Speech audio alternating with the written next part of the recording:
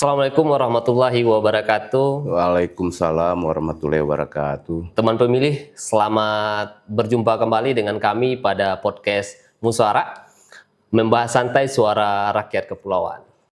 Podcast ini merupakan sebuah sarana sosialisasi pendidikan pemilih yang dimiliki oleh KPU Kabupaten Kepulauan Mentawai untuk menyapa teman pemilih dalam rangka menyampaikan informasi-informasi terkait dengan demokrasi, pemilu, dan penyelenggaraan pemilihan di Kepulauan Mentawai. Pada hari ini merupakan seksi yang ketiga dari podcast-podcast yang telah pernah kita laksanakan sebelumnya, dan hari ini kita kedatangan narasumber yang sangat istimewa, Bapak Ketua KPU Kabupaten Kepulauan Mentawai, Bapak Saudara Haloman Pardede. Assalamualaikum warahmatullahi wabarakatuh. Gimana kabar hari ini, Pak? Alhamdulillah, puji Tuhan, kabar sehat, baik, dan fit. Ya, teman pemilih yang kami hormati, dengan hadirnya Bapak Ketua KPU yang sekaligus Ketua Divisi Keuangan, Umum, dan Logistik, tentu kita berbicara tentang tema yang sangat menarik terkait dengan logistik di Kepulauan Mentawai ini. Bahwa kita telah melaksanakan berbagai macam tahapan-tahapan, mulai dari tahapan pemilu hingga tahapan PSU juga, DPD RI yang kita laksanakan sekitaran bulan Juli tahun 2024 ini. Kemudian terakhir kita melaksanakan pilkada tahun 2024 di bulan November. Ini memberikan cerita yang sangat menarik berkaitan dengan pengelolaan logistik di Kepulauan Mentawai. Nah, ini tema ini yang kita coba akan ulas bersama Ketua Divisi Keuangan Umum dan Logistik, Bapak Saudara Haloman Pardede. Pertama kita mungkin ingin mengenal terlebih dahulu, Pak, terkait dengan saya melihat Pak Pardede ini merupakan salah satu orang yang telah lama berkecimpung di Kepulauan Mentawai ini. Mungkin bisa diceritakan sedikit awal mula masuk di Kepulauan Mentawai ini, Pak. Baik, terima kasih Pak Muslimin. Saya masuk ke Kabupaten Kepulauan Mentawai ini pada tahun 2002. 2 tahun setelah pemekaran Kabupaten Kepulauan Mentawai. Dan kemudian saya masuk ke Kabupaten Kepulauan Mentawai, bergabung di pemerintahan daerah Kabupaten Kepulauan Mentawai. Nah, sampai kemudian pensiun di periode 2023. Oh iya, 2002 berarti sudah sangat lama gitu ya, Pak. Ya. Dua tahun pemekaran Kepulauan Mentawai, Bapak sudah masuk di Kepulauan Mentawai. Iya. Tentu cerita panjang itu juga telah memberikan pengalaman yang sangat panjang terhadap diri Bapak, sehingga tahun 2023 menjadi Ketua KPU Kabupaten Kepulauan Mentawai. Nah, sekarang kita akan bicara tentang logistik nih, Pak. Bahwa logistik pemilu itu merupakan salah satu faktor yang sangat menentukan dalam pemilu. Benar. Karena kalau tidak ada logistik, apa yang mau dicobloskan seperti itu. Singkatnya kan seperti itu gitu loh kan. Nah, akan tetapi sebagaimana yang kita tahu bahwa baik secara demografis maupun secara geografis, orang menganggap bahwa Kepulauan Mentawai ini satu-satunya kabupaten di Sumatera Barat yang wilayahnya kepulauan. Nah, mungkin bisa diceritakan sedikit bagaimana cerita-cerita menarik tentang tantangan mengelola logistik di Kepulauan Mentawai ini, Pak. Ya, baik. Terima kasih Pak Muslimin. Kita sama-sama tahu logistik ini ibarat kita kan ada pesta demokrasi ini, ibarat sebuah pesta. Kalau kita sandingkan dengan pesta pernikahan, ya tidak ada pesta pernikahan kalau tidak ada marapulainya. Betul. Tidak ada pesta demokrasi kalau tidak ada yang namanya logistik. Betul. Nah, dari seluruh aspek tahapan pemilu maupun pemilihan serentak yang lalu, ataupun di pemilu-pemilu yang sebelumnya, logistik ini memang merupakan satu yang paling akhir dari seluruh tahapan. Sehingga bagaimana logistik kita di Kabupaten Kepulauan Mentawai dengan kondisi demografis yang banyak berbagai kultur masyarakat. Kita sama-sama tahu bahwa di Kabupaten Pulau Mentawai ini adalah masyarakat yang majemuk, Betul, ya. di mana dengan berbagai kultur budaya yang berbeda-beda. Namun demikian, salah satu kultur yang memang sangat yang kita hormati adalah bahwa ada kultur budaya Mentawai yang ramah, kemudian welcome terhadap seluruh yang ada di Kabupaten Pulau Mentawai, sehingga dengan karakteristik demografi yang demikian, salah satunya membuat kita sebenarnya dalam hal untuk distribusi logistik itu sebenarnya akan lebih mudah, karena memang dalam hal berkomunikasi dengan masyarakat, ya kan, baik itu yang tinggal di pelosok, di ibu kota kecamatan, ya kan, kita tidak susah berkomunikasi karena ada satu sebenarnya kultur budaya di Mentawai. Apabila ada yang kehilangan, seluruh masyarakat bergerak. Karena kepedulian terhadap hal, karena kita memang wilayah kepulauan dan kita memang berada di daerah lautan. Jadi kita ini sebenarnya ibarat Indonesia mini. Kita di lautan, ya, ada sekitar 8 pulau kecil dan ada 4 pulau besar. Nah, ada Pulau Siberut, ada Pulau Pagai Utara, Pagai Selatan, dan kemudian ada Pulau Sipora. Di samping itu juga banyak pulau-pulau kecil. Dan umumnya secara garis besar di pulau-pulau kecil itu juga dihuni oleh penduduk. Sehingga memang masyarakat kita itu memang tersebar di seluruh wilayah yang tinggal di kepulauan. Nah, kemudian kita tahu bahwa di daerah kepulauan itu juga salah satu karakteristiknya kita ada di pantai barat Sumatera, di Samudra Indonesia, dengan berbagai geografis yang sangat berubah-ubah. Ya, ada kondisi badai, ada kondisi gelombang besar, ada kondisi angin kencang. Nah, itu yang sebenarnya yang salah satu karakteristik wilayah kita di kepulauan ini. Betul. Dari cerita yang telah Bapak sampaikan ini kan menjadi sebuah catatan bagi kita bagaimana mengelola logistik di daerah kepulauan, ya. Seperti apa yang Bapak sampaikan tadi, bahwa Kepulauan Mentawai ini miniaturnya Indonesia, terdiri dari berbagai macam pulau dan tersebar dari berbagai macam tekstur lokasi dan kewilayahan, gitu loh kan. Akan tetapi sebagai kita penyelenggara pemilu, kita wajib mengantarkan surat suara sampai ke TPS, begitu ya Pak ya? Iya, benar Pak. Nah, apalagi yang berkaitan dengan tadi Bapak bilang wilayah Pantai Barat. Nah, coba mungkin ada kisah-kisah menarik terkait dengan karena kita sama-sama tahu ini Pak, kata orang kan Pantai Barat, gelombangnya besar, gitu loh kan. Bagaimana menjangkau itu? Gitu loh kan. Ya, nah seperti yang saya sampaikan terdahulu bahwa tidak ada pemilu ataupun pemilihan tanpa logistik. Betul. Ya, karena apabila logistik ini tidak sampai tepat waktu, akan kemudian menunda. Kalau nggak ada logistik, nggak sampai, apa yang mau dicoblos orang? Kan begitu ya, Pak?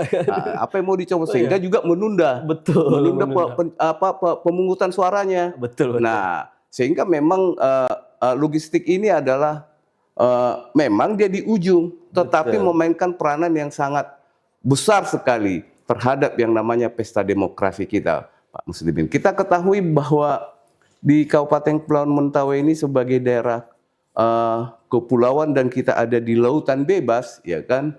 Nah, seringkali di Kabupaten Kepulauan Mentawai itu dengan cuaca yang ekstrim ataupun berubah-ubah. Betul. Kadang angin kencang, hujan yang kita tidak bisa tentukan kapan dia akan turun, ya, yang walaupun ada perakiraan BMKG, kita bisa lihat di daerah di Pulau Sipora aja, umpamanya dari dermaga sampai di kilometer 2 hujan, ternyata nanti di kantor KPU nggak hujan. Betul. Nah, itu yang memang agak sulit, yang membuat salah satu faktor kesulitan kita.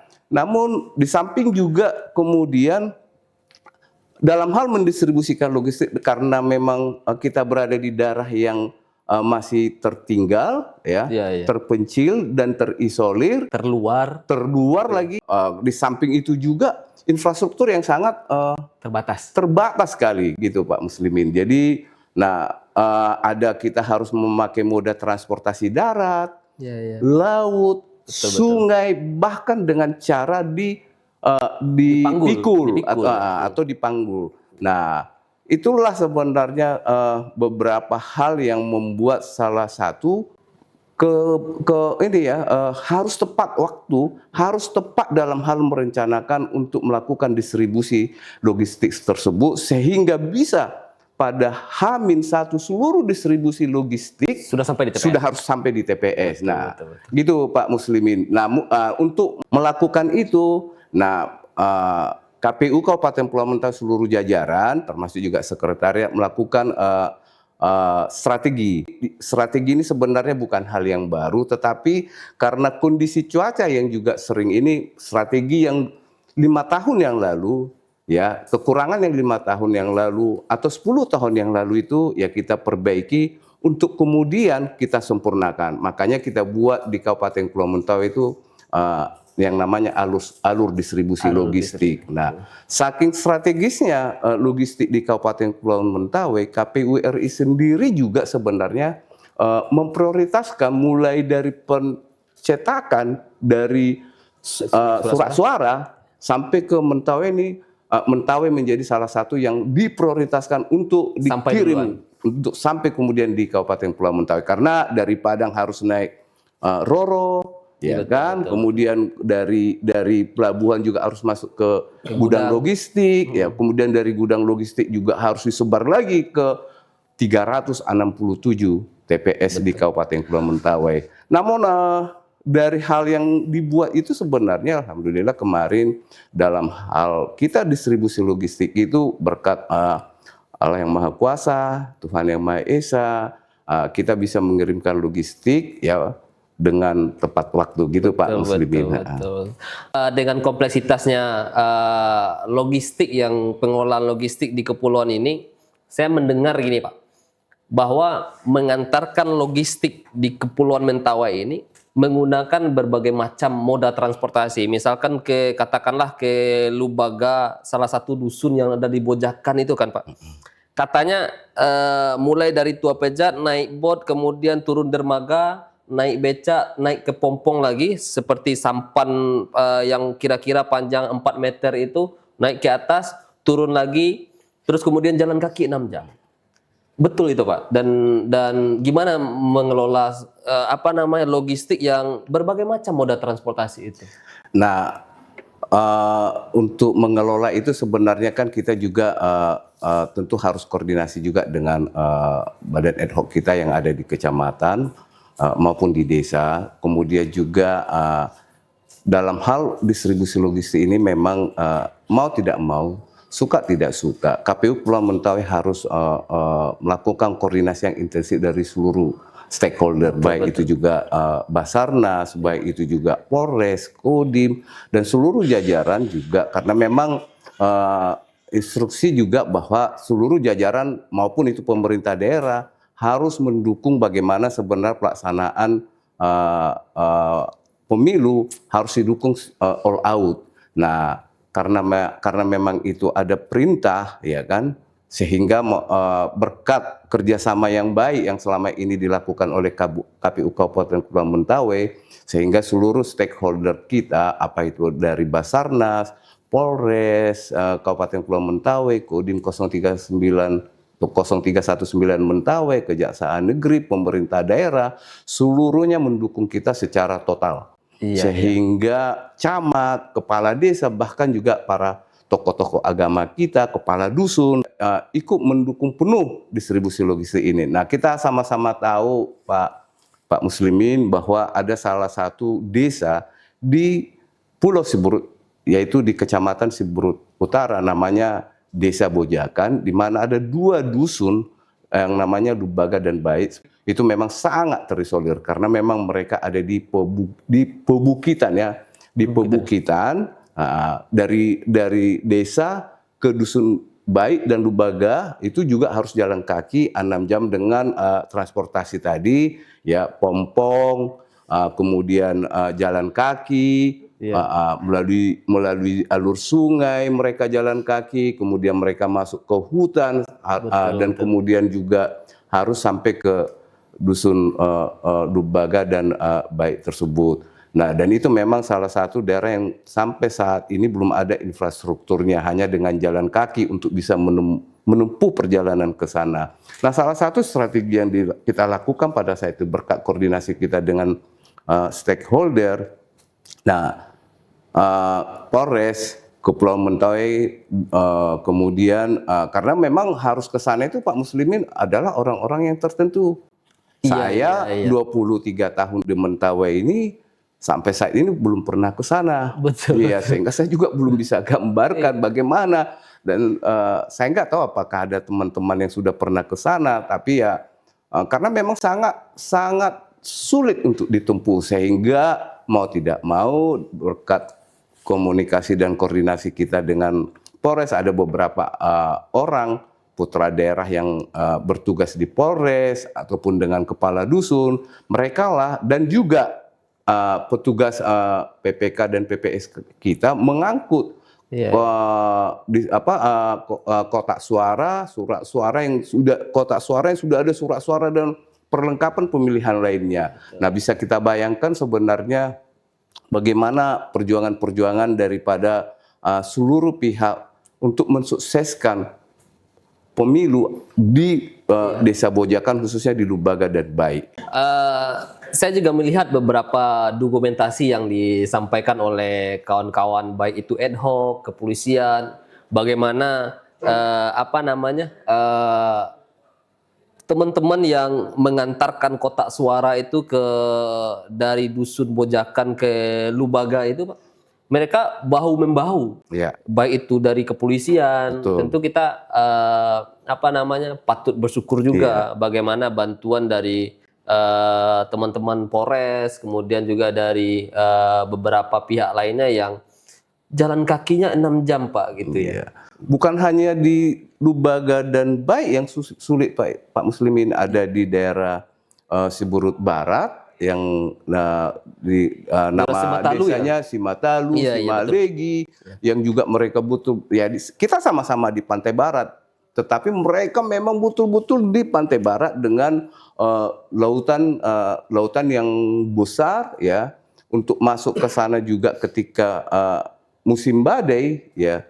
Mau tidak mau kita harus memperkirakan hitungan pecahnya ombak, sehingga bot itu, ya, karena kita kan distribusi logistiknya memakai moda transportasi tadi, ada bot, ada motor, ada pompong, ada gerobak, ada pikul. Jadi semua moda memang harus dipergunakan dengan cara kearifan lokal yang ada di sana, Pak Muslimin. Nah, belum lagi dengan kultur di wilayah itu yang mereka harus benar-benar percaya bahwa mereka nggak bisa dibohongi terkait dengan kepastian pembayaran upah angkanya, upah bongkarnya. Kalau mungkin kita punya pengalaman lah, ya Pak Muslimin, di periode-periode sebelumnya, karena pernah tertahan logistik karena ya keterlambatan pembayaran upah bongkarnya, upah bongkar maupun upah mengangkutnya. Sebenarnya kan bukan satu kesengajaan, karena juga kan tidak membawa uang juga kan ke sana juga sulit, karena tidak ada yang namanya ATM, tidak ada bank atau BPR. Nah, sehingga memang itu salah satu faktor kesulitan kita. Namun demikian kemarin, ya, jajaran sekretariat KPU Kepulauan Mentawai kan mendukung full, ya, sehingga syukur alhamdulillah, puji Tuhan, kemarin sebenarnya seluruh jajaran sekretariat mengerahkan di daerah-daerah yang sangat sulit itu untuk kepastian bagaimana pembayaran yang real time, sehingga begitu mereka bongkar langsung bayar, begitu mereka pikul langsung bayar, begitu mereka pakai gerobak langsung bayar, sehingga masyarakat memiliki trust, kepercayaan kepada KPU, yang alhamdulillah pada saat pemilu logistik kita tidak ada bermasalah dalam hal pada saat arus distribusinya ke TPS tersebut. Betul. Kira-kira gitu, Pak. Iya, walaupun sebenarnya tanggung jawab bayar upah ini oleh pihak ketiga gitu kan Pak ya, karena tapi karena logistik ini barangnya KPU dan bagi kita tepat waktu itu adalah sebuah keharusan. Iya. Maka tentu kita perlu memonitor bagaimana pembayaran. Jangan-jangan seperti yang sudah sebelumnya, apabila pihak ketiga ini terlambat memberikan upah, logistik kita tertahan. Iya. Jadi itu yang sebenarnya yang sering kita memang kita sih boleh percaya, walaupun selama ini memang hubungan kerja kita dengan pihak ketiga dalam hal mendistribusikan logistik ini sudah bekerja dengan baik. Namun demikian, untuk tidak terjadi hal-hal yang tidak diinginkan, sehingga seperti yang disampaikan Pak Muslimin tadi, bahwa mau tidak mau, suka tidak suka, memang teman-teman dari sekretariat tetap memantau agar pihak ketiga ini bisa membayarkan secara cash atau tunai pada saat hari H logistik ini sampai, karena kita tahu ya kita juga memiliki keterbatasan sumber daya manusia ini. Betul. Kan aparatur sumber daya manusia kita di sekretariat KPU Kabupaten Mentau ini hanya sekitar 35 ke 37 orang, didistribusikan ke 4 pulau seperti di Pagai Selatan umpamanya. Daerah Pagai Selatan itu ya ada juga wilayah-wilayah yang pulau-pulau kecil, mau tidak mau juga ya syukur alhamdulillah kemarin sebenarnya berkat doa dan juga semangat ya, teman-teman diberikan kesehatan semua. Tidak ada yang sakit ini ya kan gitu, termasuk juga pihak ketiganya. Nah, kira-kira gitu Pak Muslimin, sehingga bisa itu terlaksana dengan baik. Tadi soal Pagai Selatan Pak, mungkin pada saat pengelolaan pilkada, logistik pilkada, alhamdulillahnya kita tidak menghadapi kendala yang begitu berarti. Iya, benar. Dan ini kan juga berkat dari pembelajaran beberapa kejadian yang pernah kita alami terkait dengan terakhir di Pagai Selatan, ada hilang kontaknya bot PSU ya Pak ya. Dan itu kan menjadi pembelajaran penting bagi kita bagaimana kemudian mengelola logistik itu di pilkada sehingga tidak mengalami insiden yang berarti. Terkait dengan PSU kemarin itu Pak yang hilang kontak itu, kira-kira terjadinya karena apa? Ya. Nah, kita tahu bahwa daerah Pagai Selatan itu sebenarnya memiliki karakteristik geografis yang sangat sulit. Betul. Di samping juga ada dia di kepulauan, ada satu di pantai timur, ada satu di pantai barat, sehingga mau tidak mau ya tadi yang saya bilang, masyarakat kita itu tersebar ya. Betul. Baik itu yang ada di pantai timurnya maupun di pantai barat, sehingga memang salah satu kewalahan daripada penyedia. Nah, walaupun dari sisi anggaran sebenarnya kita dalam hal ini KPU RI telah menyediakan anggaran yang sangat memungkinkan untuk ini. Namun demikian kita tidak pungkiri bahwa itu tadi salah satu karakteristik geografis kita itu kan juga cuaca yang tidak bisa diperkirakan, dan kemudian juga tidak seluruh wilayah ya. Tidak seluruhnya memiliki jaringan komunikasi, apalagi ke daerah Pagai Selatan itu juga ada teluk yang juga sering juga ada beberapa hal yang mungkin kita sama-sama ketahui. Ada beberapa ya sama kemarin ketika di wilayah surfing di daerah Malakopa itu ada yang tenggelam dan hilang dan kemudian ditemukan sudah meninggal. Memang itu salah satu. Namun demikian, nah ini yang memang ketika distribusi logistik tersebut sebenarnya kondisi cuaca kurang bagus, tapi kan mau tidak mau kan logistik kan harus juga sampai supaya juga jangan tertundanya hari pemungutan suara, sehingga penyedia juga berjuang untuk mendistribusikannya logistik ini. Karena hilang kontak sebenarnya juga kemarin itu sebenarnya karena cuaca juga sangat ekstrim, badai, cuaca berubah-ubah. Sehingga kemarin itu penyedia tidak mau mengambil risiko yang besar, Nah, karena juga tidak ada jaringan komunikasi, ya, Betul. walaupun kemudian kita berikan juga ada yang dari sisi sarananya kita sudah sediakan, tapi kan pasti ada kelemahannya juga, Betul. yang ketika mungkin ada HP satelit, tapi kan juga mempergunakan ini juga kan juga tidak ini juga HP satelit itu kan apa namanya kita hadirkan ketika pilkada gitu Iya, kan Pak. betul. Itu Tapi belajar dari pemilu PSU itu gitu loh ya kan, dari Karena PSU. menurut ceritanya ketika penyedia masuk ke suatu wilayah yang tidak ada sinyal, Iya. itu bertemu dengan cuaca yang buruk, ya, sehingga dia memutuskan untuk berhenti menyandar dulu, tapi kondisinya berada di wilayah tidak ada sinyal, Betul. sehingga kita tidak bisa menghubunginya. Iya. Nah gitu, jadi pada saat itu kondisi cuaca tiba-tiba berubah. Betul. Ya, ketika mulai dari Polaga ya ke masuk ke Malakopa, dia kan harus ke situ dulu, dia Malakopa masuk ke Maonai. Betul. Nah tiba-tiba di sana cuaca berubah, sehingga dengan demikian penyedia mengambil sikap untuk bersandar atau dia berlabuh. Di satu tempat, ya.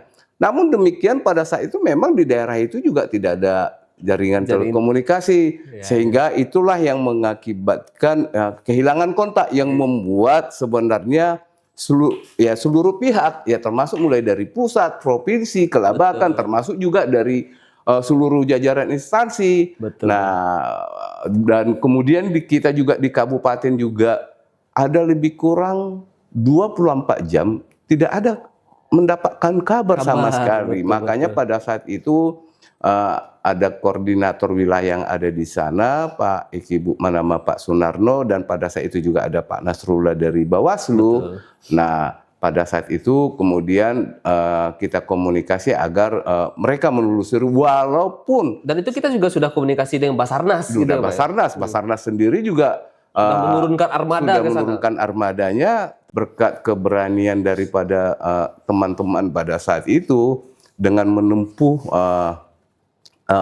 kondisi badai yang sangat ekstrim, yang tidak memungkinkan, hanya dengan berkat doa sebenarnya, dan syukur alhamdulillah juga mereka juga selamat, ya kan. Akhirnya bisa dipastikan bahwa penyedia logistik ini sudah mereka temukan. Betul. Gitu, itu, Pak. Waktu itu kita juga bercabang antara ketepatan waktu pelaksanaan pemilu dan keselamatan orang-orang yang ada dan logistiknya gitu loh kan. Satu sisi kan tentu kita berpikir bagaimana ini logistik ini tepat waktu. Satu sisi kita juga berpikir kondisi cuaca, bagaimana ini keadaan orang yang ada di dalam kapalnya ini, sehingga ya pada saat itu sekitar 24 jam ya Pak ya kita menunggu di sini nih semua. Iya. Semua Forkopimda, seluruh stakeholder ada di sini semua. Iya. Nah, itu yang sebenarnya pengalaman kita yang mengakibatkan lagi PSU susulan. PSL ya. Pemungutan suara susulan. Kan gitu. Kondisi yang memberikan pelajaran yang sangat berarti ya Pak, ketika PSU DPD Sumatera Barat itu kita laksanakan, hilang kontak, sehingga pada saat pilkada kita menyediakan telepon satelit. Betul. Ya, satu di kabupaten dan beberapa dibawa ke wilayah, sehingga wilayah-wilayah yang blank spot, tidak ada jaringan, tetap bisa kita monitor ya. Dan karena saya pada saat itu juga cukup terlibat bagaimana pengelolaan logistik di KPU ini kan begitu Pak. Nah sekarang terkait dengan koordinasi nih Pak, karena dengan kompleksitasnya wilayah yang ada di kepulauan ini, tentu kita membutuhkan keterlibatan dari berbagai macam stakeholder. Ya, benar. Kira-kira pelibatan seperti apa yang kita laksanakan pada saat itu, dan dengan siapa saja Pak? Nah, yang pertama, mau tidak mau, suka tidak suka, sebenarnya kan kita kan Pak Muslimin juga tahu bahwa tanpa mereka juga kita tidak bisa juga melaksanakan itu. Nah, strategi yang kita lakukan adalah bahwa komunikasi, kita ada rapat-rapat koordinasi dengan seluruh jajaran yang kemudian yaitu dari Polres Mentawai, kemudian dari Kodim 0319 Mentawai, dari Kejaksaan Negeri Kabupaten Kepulauan Mentawai, dari pemerintahan daerah, Bupati, Sekda, seluruh jajaran maupun Satpol PP dan Lanal juga ya. Nah, seluruh stakeholder yang ada di sini memang kita libatkan ya.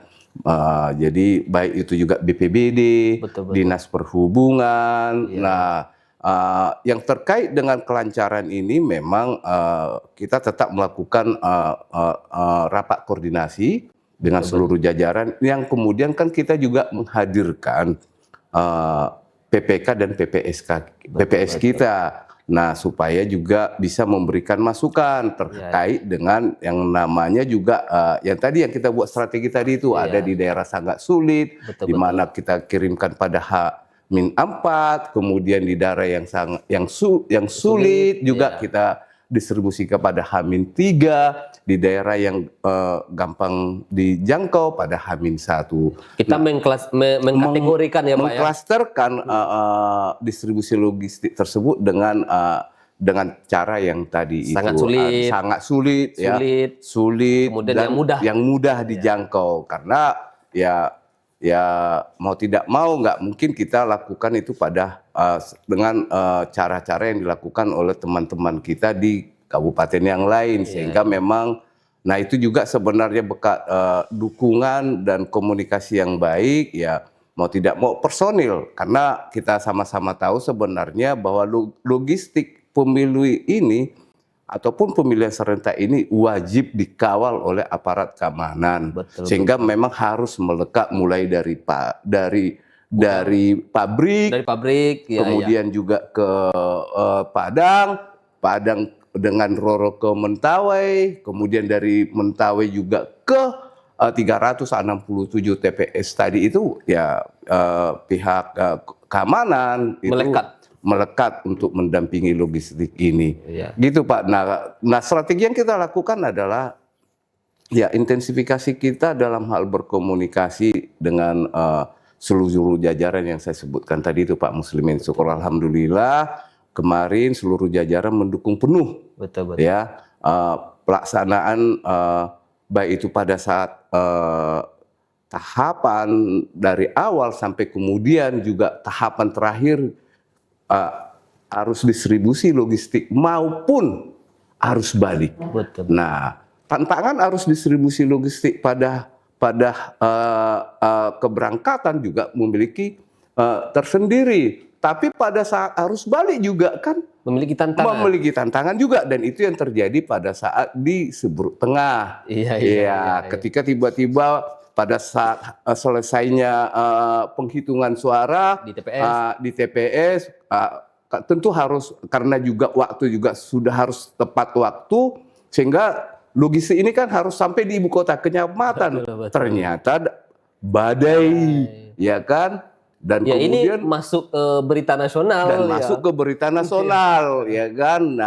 Nah, tapi ya syukur alhamdulillah memang salah satu waktu itu itu sebenarnya kita dalam hal membagi tim ya, sehingga waktu itu kita bisa laksanakan itu dengan baik, ya kan? Ketika itu ada koordinator di sana, ada Pak Suryandika, Pak Kurnia Ilahi, juga mungkin ada teman-teman dari sekretariat langsung mengawal itu. Nah, jangkauan wilayah satu pulau Siberut yang 5 kecamatan yang harus dikawal oleh 2 orang komisioner ya, dengan berbagi tim dari sekretariat. Nah, tapi ya dan juga berkat dukungan dari seluruh jajaran pada saat itu sebenarnya ada satu hal yang memang menguntungkan kita pada saat itu Pak Muslimin. Nah, ketika sebenarnya pada saat pemilihan itu kan walaupun logistiknya surat suara itu ada yang basah, tetapi kan kemarin itu kan kita sudah sudah ada sistem Sirekap. Sirekap. Ya, betul. Nah, sehingga tidak membuat kita kemudian menjadi PSU. Ya, betul, Nah, Sirekap itulah yang membantu kita sebenarnya sehingga terlaksana semua pelaksanaan pemilu kita dan pemilihan serentak yang kemarin. Ditambah lagi dengan dokumen-dokumen yang telah kita serahkan, baik ke partai maupun ke Bawaslu. Nah, ya artinya kan memang begitu. Hasil salinan itu kan sudah pada saat hari pemungutan suara itu kan langsung mereka terima semuanya, dan itu kan berkat pengawalan daripada jajaran kita. Kita memang harus berterima kasih juga kepada seluruh ad hoc kita yang dengan penuh dedikasi dan tanggung jawab melaksanakan pekerjaannya sesuai dengan apa yang telah diberikan sebelumnya, ya. Dan memang disitulah sebenarnya salah satu urgensi harus banyaknya sebenarnya ada bintek pelatihan, walaupun dengan cara online, ya kan.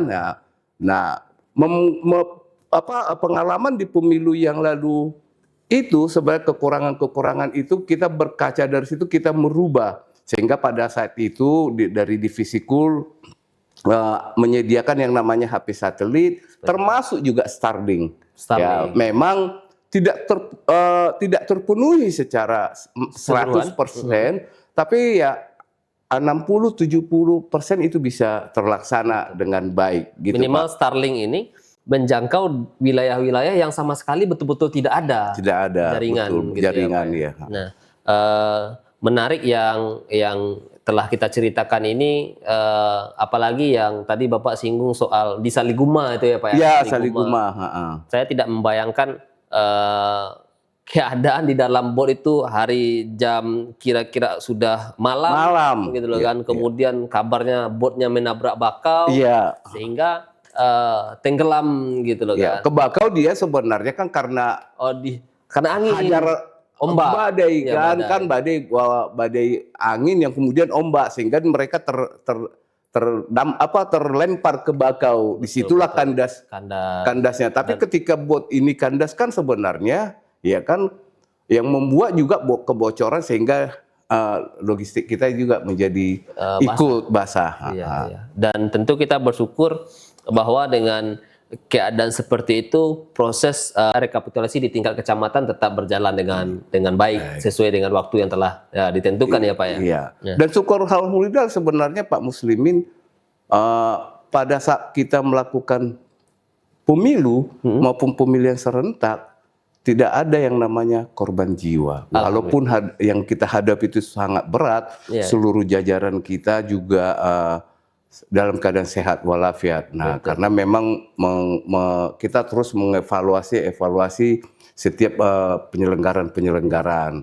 Iya, begitulah kira-kira uniknya karakteristik kewilayahan yang ada di Kepulauan Mentawai ini, Pak ya kan. Bagaimana kita menjaga suara rakyat, memastikan bahwa mereka terpenuhi hak-hak politiknya, kita sediakan logistiknya, walaupun kondisi wilayah kepulauan ini cukup unik gitu loh kan. Tapi tentu teman mulai dari KPU, kemudian stakeholder, badan-badan ad hoc yang ada di lapangan tidak patah semangat untuk menghadapi itu, sehingga baik itu pemilu, PSU, DPD, ya PSU, DPD ini kan sama saja kita melaksanakan satu tahapan pemilihan, karena di seluruh TPS kan gitu betul Pak. Sekali, Pak. Nah, sehingga ini menjadi suatu keadaan yang betul-betul kita hadapi dengan semaksimal mungkin, dan begitu juga dengan pilkada, logistik sampai ke TPS. Kalau pilkada lebih kita boleh berbangga sedikit karena zero accident yang begitu signifikan lah, walaupun di lapangan ada ini gimana nih Pak, cuaca apakah boleh atau gimana, sehingga karena di Saliguma itu tenggelamnya malam, kita tetapkan standarnya bahwa tidak boleh lagi berjalan malam, gitu ya Pak ya. Nah, di pilkada memang kemarin ada tantangan ketika di Pagai Selatan, di mana waktu itu kan listrik yang padam, betul. Ya karena memang juga listrik padam karena memang juga BBM atau apalah ya. BBM lah waktu itu memang mungkin juga terbatas karena memang sangat jauh kan di daerah Page Selatan itu, sehingga pada saat rapat pleno di kecamatan sedikit agak terkendala. Nah, selesai habis rapat pleno itu juga badai kan waktu arus balik itu. Iya. Nah, itu aja sebenarnya di pilkada. Tapi alhamdulillah semua karena itu tadi berkat sudah ada hasil salinan tadi, iya. Sirekap itu juga yang membantu kita kan, Betul, walaupun betul. sedikit tapi kan sudah ada hasil salinan sudah dipegang oleh peserta pilkada kan. Betul. Nah, menarik lagi soal listrik tadi, Pak. Kita kan tidak pungkiri bahwa tidak seluruh wilayah di Kepulauan Mentawai ini teraliri 24 jam oleh listrik.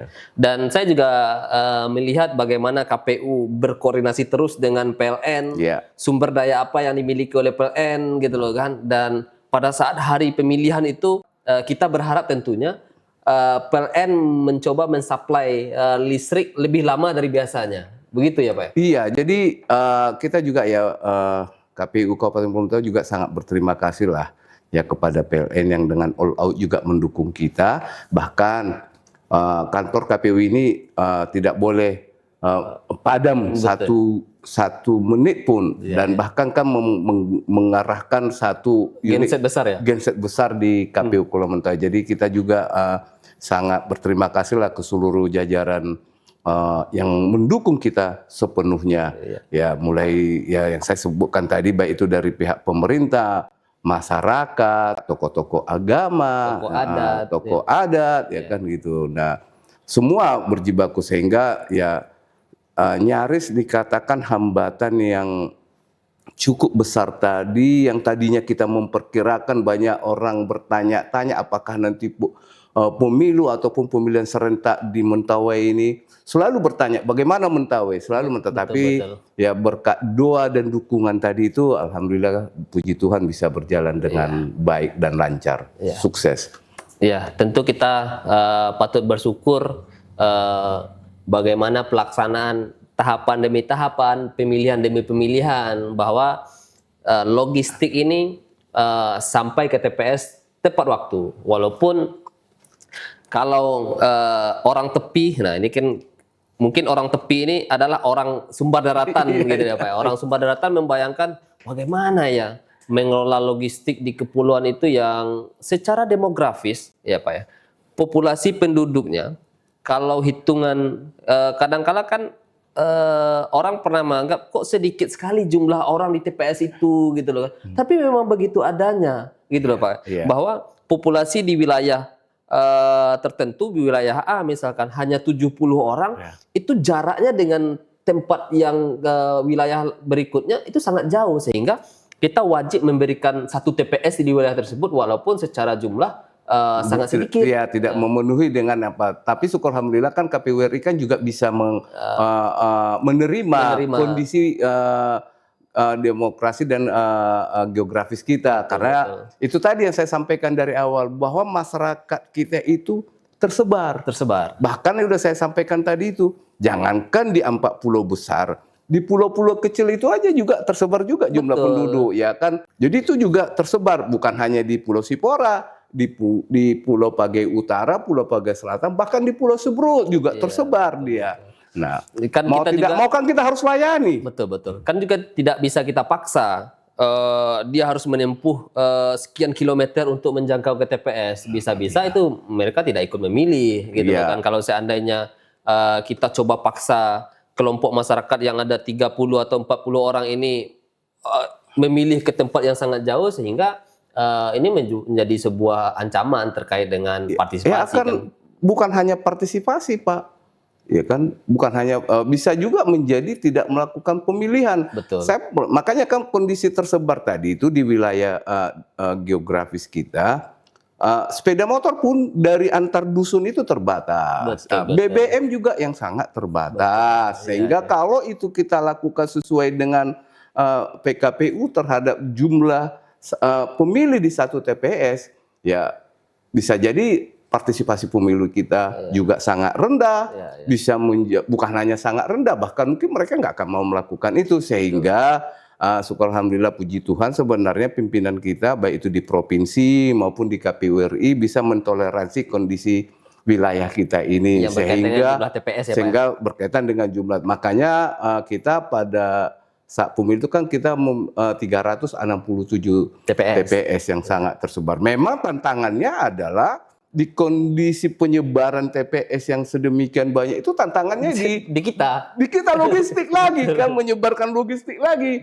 dengan sumber daya yang sangat terbatas, sumber pengawalan dari pihak kepolisian dan yang lain juga terbatas kan, jumlah Polres juga, jumlah keamanan juga di Polres juga terbatas dengan 367 TPS kali 2 orang, harusnya personilnya sudah 700 sekian orang. Betul. Tapi ya mau tidak mau sebenarnya pada saat itu pihak keamanan baik itu dari kepolisian, TNI Angkatan Darat maupun laut membagi tim, ya kan, sehingga ada untuk mengamankan satu TPS itu atau 3 TPS satu personil, antara satu TPS ke TPS yang lain juga kan ada hak yang cukup signifikan, lumayan jauh. Betul. Gitu. Kalau kita bisa membayangkan seberapa luas sih Kepulauan Mentawai ini, mulai dari utara kita berbatasan dengan Sumatera Utara, selatan kita berbatasan dengan Bengkulu. Kalau kita tarik ke daratan, sumber daratan itu berapa kabupaten, mulai dari Pasaman Barat, Agam, Pariaman, Padang Pariaman, Padang hingga pesisir selatan.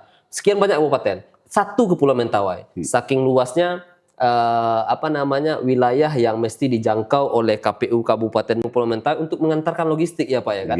Kalau kita keliling itu Pak Muslimin, ya garis pantai itu semuanya, ya mungkin dari Aceh sampai ke Lampung betul. Ada 2000 km itu kalau dikelilingi seluruh pulau, panjang garis pantainya itu.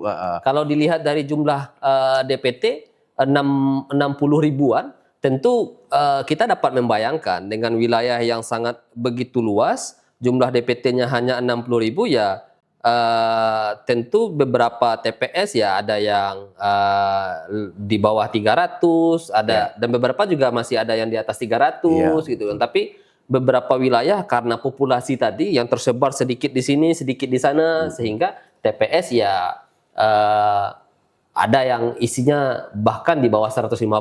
Tentu kita masih cukup bersyukur walaupun dengan keadaan seperti itu KPU Provinsi dan KPU RI bisa menerima kenapa TPS kita terisi oleh sedikit pemilih. Karena memang soal sebaran. Daripada kita paksakan kelompok pemilih A ini harus jalan kaki sekian jam ke TPS yang terdekat supaya dia mencapai 300 atau 400 pemilih, itu bahkan berbahaya soal orang yang tidak mau datang ke TPS. Iya, betul sekali Pak. Iya, teman memilih, ini cerita yang sangat menarik bagaimana mengelola logistik di Kepulauan Mentawai.